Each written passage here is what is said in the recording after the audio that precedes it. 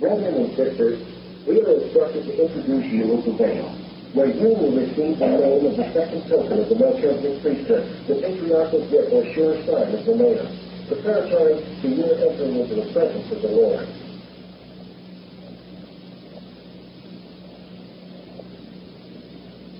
A lecture will now be given which summarizes the instructions, ordinances, and covenants, and also the tokens with their key words, signs, and penalties pertaining to the endowment which you have thus far received. You should try to remember and keep in mind all that you have heard and seen, and may yet hear and see in this house. The purpose of this lecture is to assist you to remember that which has been taught you this day.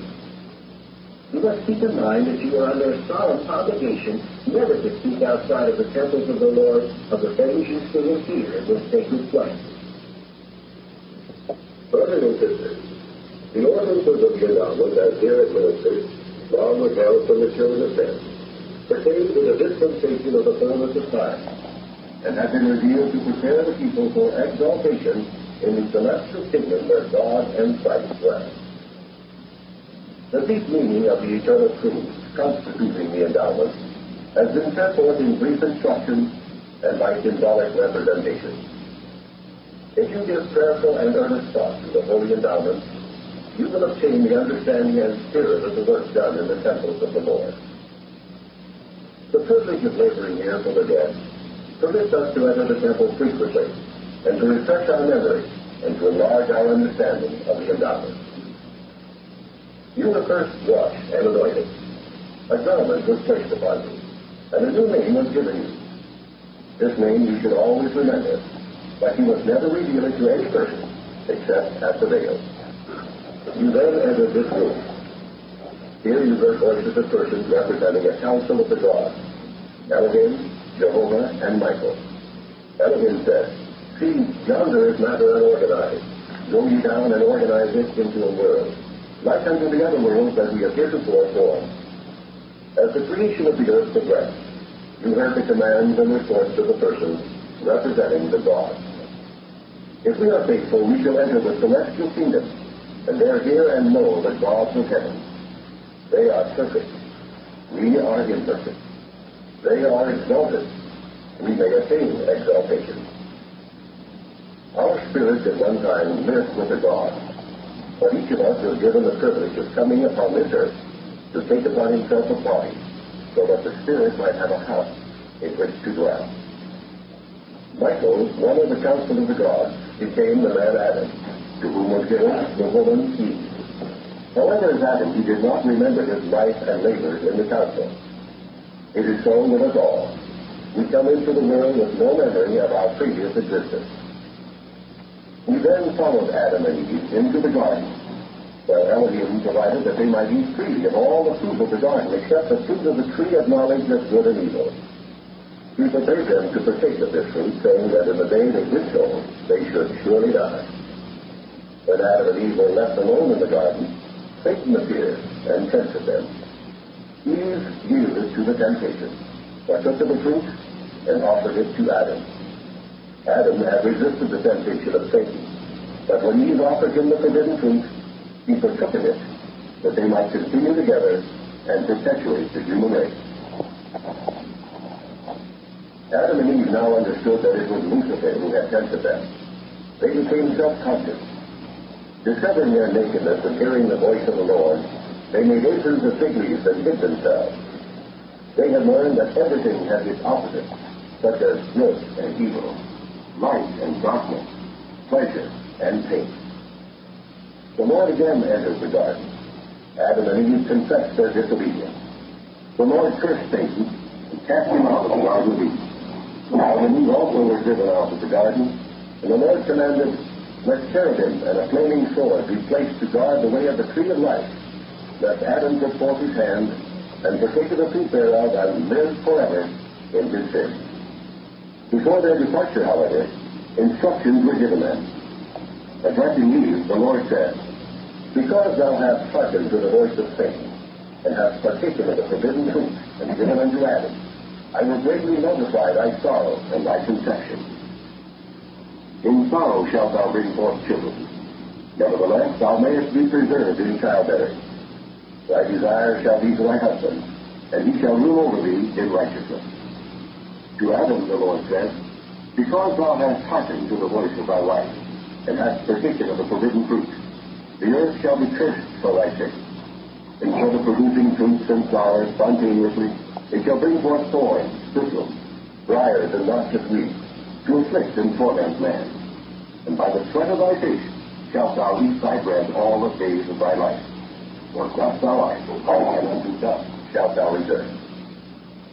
Having been commanded, Jehovah provided Adam and Eve with coats of skin for a covering. The garment which was placed upon you after you had been washed and anointed represents the coat of skins or covering of Adam and Eve. They were also promised that further light and knowledge would be given them. The law of obedience was then taught Adam and Eve and accepted by them.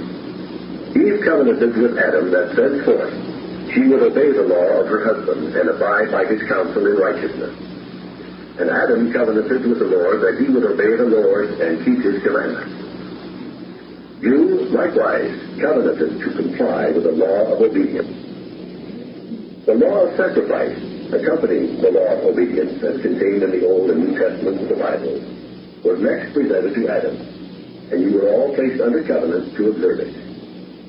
The law of obedience and sacrifice includes the promise of a Savior, the only begotten of the Father, who is full of grace and truth, and who by his sacrifice has become the Redeemer of mankind.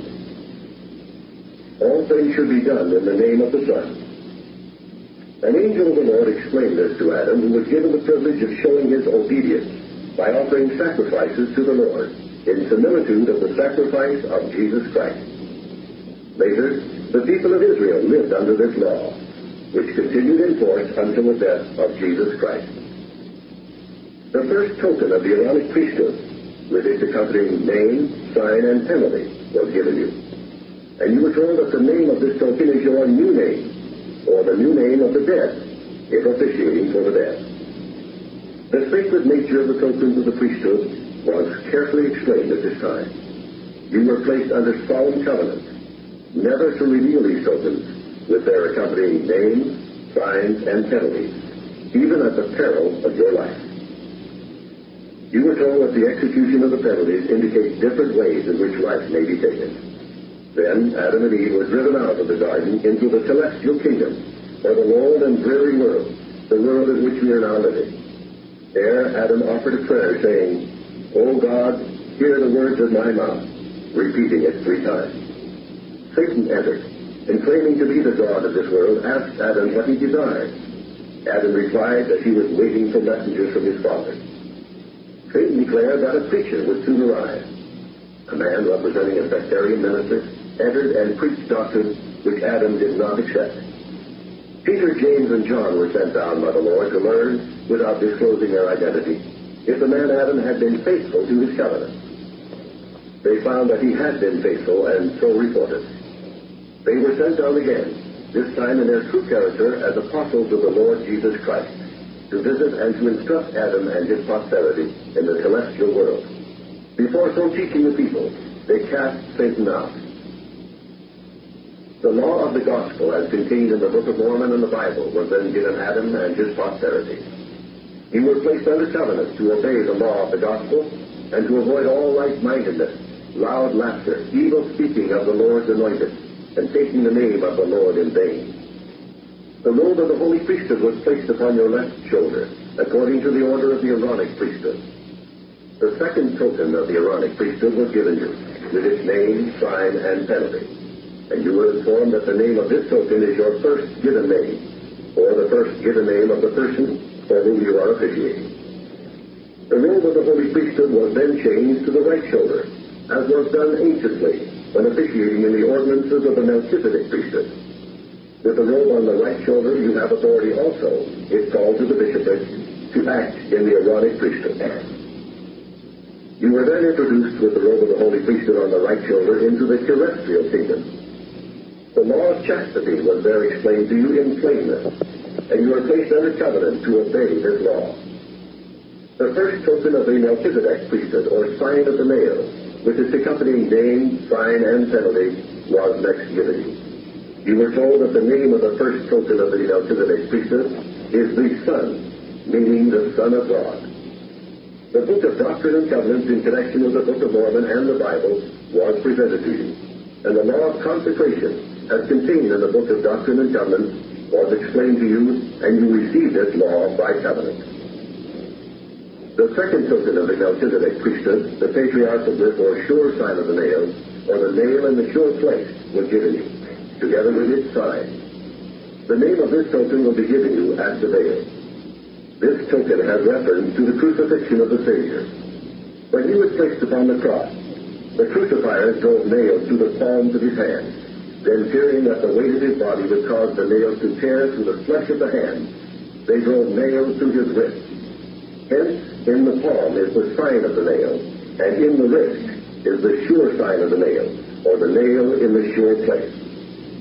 You have now progressed so far in the endowment that you are ready to receive the name of the second token of the Melchizedek priesthood, and to pass through the veil into the celestial kingdom. The sisters in this company, who are to be married and sealed for time and eternity, should be taken through the veil by their intended husbands. Others will be taken through the veil by the regular workers. Brothers and sisters, you will have received this day the sacred ordinances of the endowment.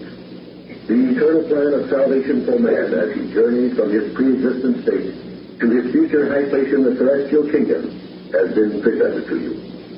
You have covenanted to obey all the laws of the gospel, including the laws of obedience, sacrifice, chastity, and consecration, which make possible an exaltation with the gods.